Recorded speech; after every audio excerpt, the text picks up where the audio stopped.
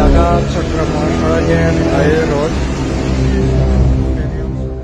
ভয়াবহ বন্যায় তলিয়ে গেছে দেশের বিরাট একটি অংশ। মানুষজন এভাবে ক্ষতিগ্রস্ত হয়েছে দেশের 10 জেলার প্রায় 30 লাখ মানুষ। বন্ধ হয়ে গেছে চট্টগ্রামের সাথে পুরো দেশের রেল যোগাযোগ। মহাসড়কে উঠে গেছে বন্যার পানি, সৃষ্টি হয়েছে তীব্র যানজট। অচল হয়ে পড়েছে 11 জেলার 1,500 মোবাইল টাওয়ার। তবে প্রশ্ন হচ্ছে, এত পানি আসছে কোথা থেকে? ভারতের ত্রিপুরা সহ আশেপাশের 6টি জেলায় রেকর্ড পরিমাণ বৃষ্টি হয়ে এসব জেলার বেশিরভাগ এলাকা পানির নিচে তলিয়ে গেছে। অন্যদিকে প্রবল বৃষ্টিপাত হয়েছে বাংলাদেশের দক্ষিণ পূর্বাঞ্চলের পার্বত্য অববাহিকাতেও। পরিস্থিতি মোকাবেলায় মধ্য ত্রিপুরার বিশাল জলাধার ডুম্বুর জলবিদ্যুৎ কেন্দ্রের স্ল্যাব খুলে দিয়েছে ভারত। এতে দেশের 10 জেলার 357টি ইউনিয়ন ক্ষতিগ্রস্ত হয়েছে। এখন পর্যন্ত 2 জনের মৃত্যুর খবরও পাওয়া গেছে। ফেনী ও কুমিল্লায় বন্যা পরিস্থিতির অবনতি হওয়ায় চট্টগ্রাম থেকে ট্রেন চলাচল বন্ধ রাখার সিদ্ধান্ত নিয়েছে রেলওয়ে কর্তৃপক্ষ। অন্যদিকে ঢাকা চট্টগ্রাম মহাসড়কের কুমিল্লার 14 গ্রাম হাঁটু পানিতে তলিয়ে গেছে। এতে ব্যাহত হচ্ছে সড়কে যান চলাচল। দেশের 11টি জেলায় মোট 1510টি মোবাইল টাওয়ার অচল হয়ে পড়েছে। ফলে এসব এলাকায় মোবাইল ও ইন্টারনেট যোগাযোগ প্রায় বন্ধ হয়ে পড়েছে। একদিকে নেই মোবাইল নেটওয়ার্ক, অন্যদিকে পানির প্রবল স্রোতের কারণে ব্যাহত হচ্ছে উদ্ধার কার্যক্রম। নেই বিদ্যুৎ সংযোগও। প্রয়োজনের তুলনায় অপ্রতুল সাহায্য কঠিন করে তুলেছে সেখানকার মানুষের পরিস্থিতি।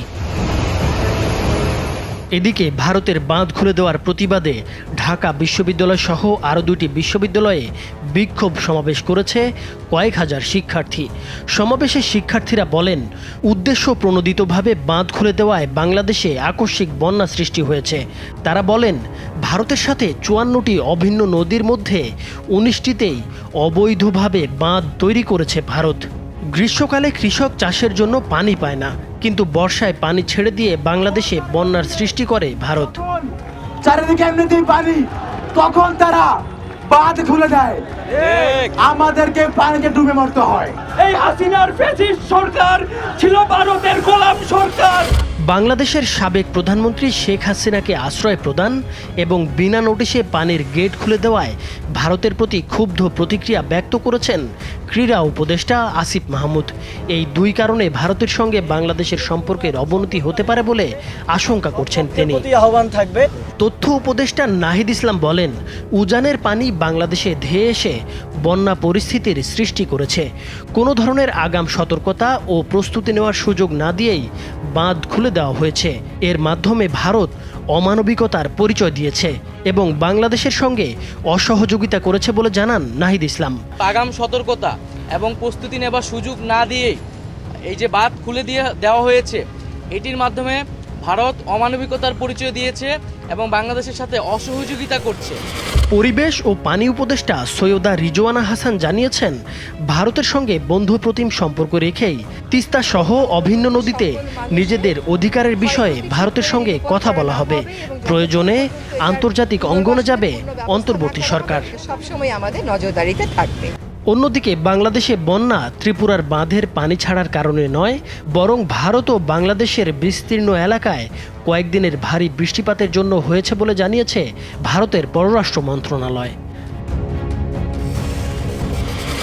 বাংলাদেশের বন্যার্তদের উদ্ধারে সেনাবাহিনীর পাশাপাশি কোস্টগার্ড, বিজিবি, ফায়ার সার্ভিস ও স্বেচ্ছাসেবীরা একযোগে কাজ করছেন।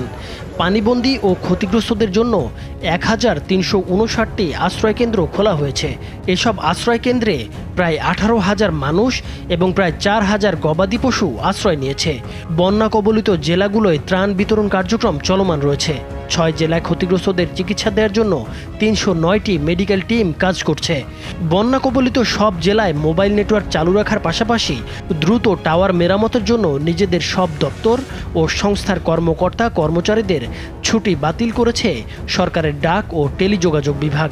এছাড়া বন্যা কবলিত এলাকার সঙ্গে সার্বক্ষণিক যোগাযোগের জন্য বাংলাদেশ স্যাটেলাইট কোম্পানির সহায়তায় 5টি ভিস্যাট ফেনীর জেলা প্রশাসকের কাছে পাঠানো হয়েছে। প্রস্তুত রাখা হয়েছে আরও 5টি ভিস্যাট। আবহাওয়া সংস্থাগুলো জানিয়েছে আগামী 24 ঘন্টায় দেশের উত্তর পূর্বাঞ্চল ও এর কাছাকাছি উজানে ভারী বৃষ্টিপাতের প্রবণতা কমে আসতে পারে। এ সময় বন্যা পরিস্থিতি প্রাথমিকভাবে স্থিতিশীল থেকে পরে উন্নতি হবে বলে জানিয়েছে আবহাওয়া সংস্থাগুলো। বাংলাদেশের অভ্যন্তরে প্রবেশ করেছে এবং অন্যান্য কারণ আপনারা জানেন। নাইমুর হোসেন, মাছরাঙা টেলিভিশন।